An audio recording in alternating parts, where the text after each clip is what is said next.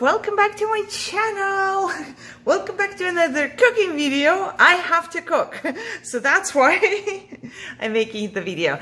And my husband asked for something. It's really easy, and you know, it's one of the cheap dishes. They all are, but this one is easy. It takes a while to cook it, but it's easy. It's spaghetti bolognese. I don't know, you guys probably call it spaghetti with meat sauce. We call it spaghetti bolognese. So, yeah, that's all we need, I believe, to cook that. Plus spaghetti, of course. So I have 1 pound of ground beef, and I like to use beef in this particular dish, but you can use pork or mix it or have chicken or whatever, turkey. So just go with whatever you like. Also, I have 2.5 cups of tomato sauce because, you know, it's spaghetti. You need a lot of tomatoes. I have around 14 ounces. Those are canned diced potatoes. I did dice like really small an onion right here. And no, that was not about an onion. This is a white onion. I don't know. I use white or yellow. It depends. I just don't use red onions for cooking. I use the red ones for a salad. Okay, salt, pepper, paprika. And I have a little bit of chili and oregano. I'm trying to take this away. It's a piece of onion. Oregano and Italian seasoning right here, which is just needed for spaghetti. And I want to say hi. Oh my God. Okay, so that's all I need. I don't even need olive oil because even though this is lean meat, it will have enough fat while I fry it. So I'm going to fry it just in a dry pan. Okay, so that's all we need. And let's just make the sauce. Okay, so excuse the loud sound, but my meat is frying and I just wanted to show you that I started frying it already. You always have to do this to get the little pieces and not like a big meatball in there. And as you can see, it is lean ground beef, so I had it dry. I did not put any oil, or anything in there. So it builds just enough oil for me to put my onions in there and fry them in the same oil. So let me put the cam back. So all I did is throw my onions in there because I want them to fry with my meat for a little bit, but I don't want the meat to get like fried, so turning brownish or something. So I will keep it in there and fry it for about a minute, probably, before I put my salt, pepper, and paprika in there. So fried my meat. Put my onions in there. Just going to fry them in the oil or grease, I don't know how you call that did build up from my meat. And while it does that, I will still go ahead and try to make the meat pieces smaller. If I see a bigger one, it's okay, they can be different, it doesn't matter. I believe I saw in a store, there was like a tool where you can make the meat smaller. I might or might not get one of those because I do cook this dish quite often. We all like it, so we will see. But it has been like around a minute now. I'm just going to put the whole mix. It's a tablespoon of salt, tablespoon of pepper, but you can decide on your salt and pepper. I do like the paprika, so I put a tablespoon of that in there as well, and I will probably just even put more in there. Okay, I did put another tablespoon of it in there, just because I like the taste of it. You have to know, if you do like the taste of it, you can put more in there. If you don't like the taste of it at all, I guess you can leave it out. I'm going to fry it for a little bit. Like I always say, I just like the how the fried paprika tastes.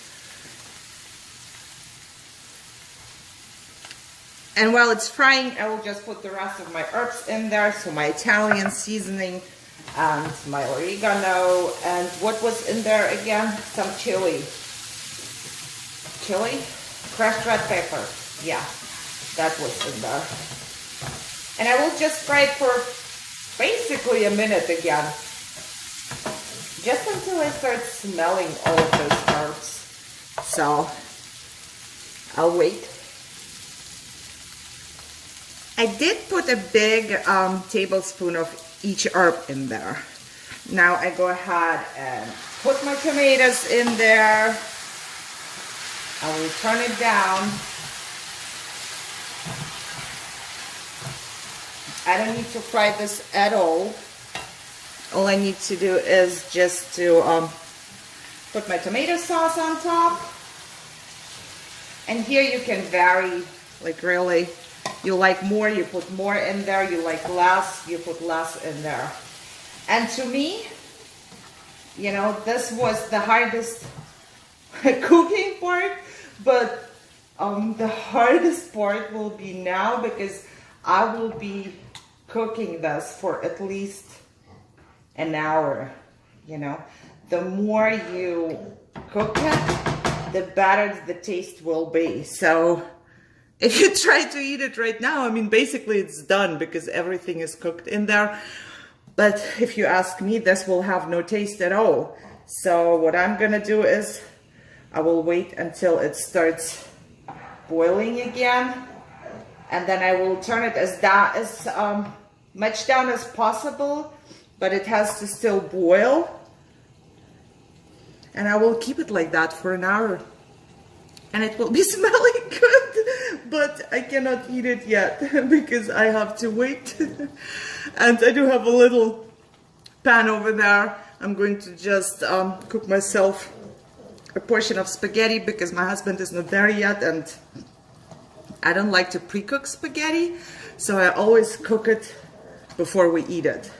And because I'm going to eat it earlier than my hubby, I will get myself a portion of spaghetti and then make his later. Also, I'll make some garlic bread, and this is something I learned in America. We do not do this in Germany, at least nobody I know of does this in Germany. We don't eat spaghetti with garlic bread, but apparently American people do, and I learned that too, and now I like it, so that will be there as well. And now I will just adjust the heat just as far that it really is boiling a tiny bit, because if it boils a lot, you will get everything, the tomato sauce, just all over your kitchen, and you don't want that. You can also put a lid like halfway on it, but I don't know, I don't like it. I like it to just stay like that. So I will see you once it's done and on my plate.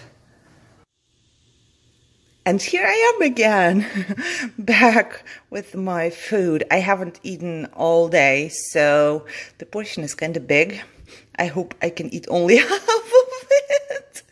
My daughter would put Parmesan on top, but I only do some mozzarella and the bread right here. And it looks delicious and it smells really, really, really good. And just for you to get a good laugh, I want to show you something. I burned my spaghetti. Yes, I did. Just because I'm using a gas stove for, what, about 2 years now, and I still hate it. I still don't know how to cook with that. To me, it's like, I haven't used this forever, like almost never in my whole life, and I have been cooking for so long. So, however, and of course somebody called me, so yeah. Okay, as always, not a doctor, so you have to check if you can eat it or not. I can. I'm gonna eat it with a fork and a spoon. My hubby eats it with a fork. So it's delicious. Try it out. If you like it, give me a thumbs up. Of course, share, subscribe. Leave a comment down below. Do you cook it in the same way? Do you ever cook it? Do you never cook it? Do you cook it in a better way?